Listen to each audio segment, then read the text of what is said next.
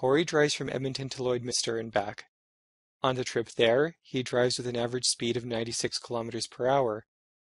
For the return trip, he averages a speed of 100 kilometers per hour.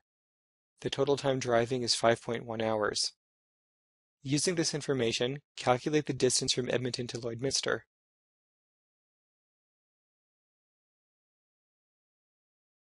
We can set up a chart to record our information. When Corey travels from Edmonton to Lloydminster, he drives at 96 kilometers per hour and takes X hours.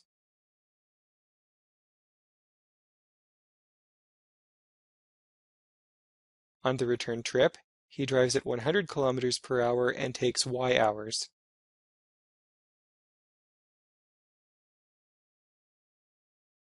We know the speed and time for each part of the motion, but we need the distance. Recall the formula distance equals speed times time. Use this formula to fill in the distance column.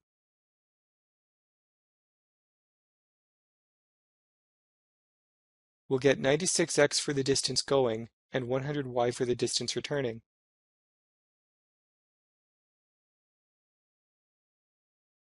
Now we'll generate some equations that can be used to solve the problem.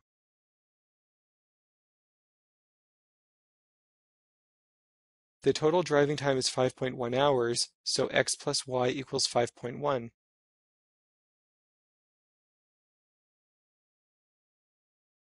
The distance going is exactly the same as the distance returning.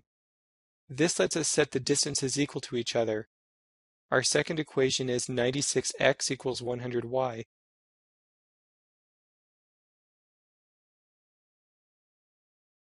Isolate y in the first equation.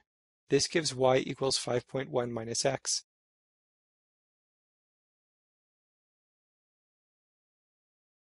Substitute 5.1 minus x for y in the second equation as shown in the animation.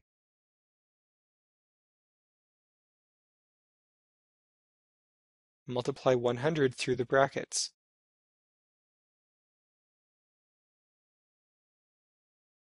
Collect terms with x on the left side and constants on the right side.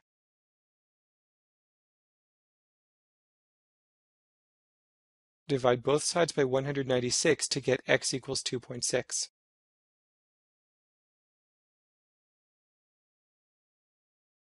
Now we'll plug our x value of 2.6 into either equation.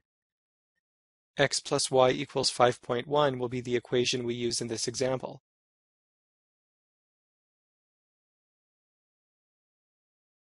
Plug in 2.6 for x as shown in the animation.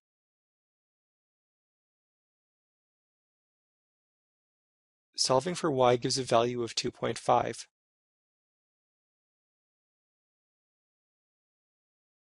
It takes Corey 2.6 hours to drive from Edmonton to Lloydminster and 2.5 hours for the return journey.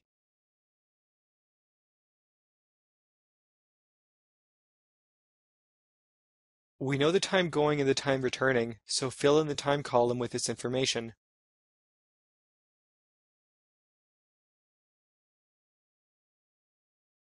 In the distance column, 96x becomes 96 times 2.6, and 100y becomes 100 times 2.5.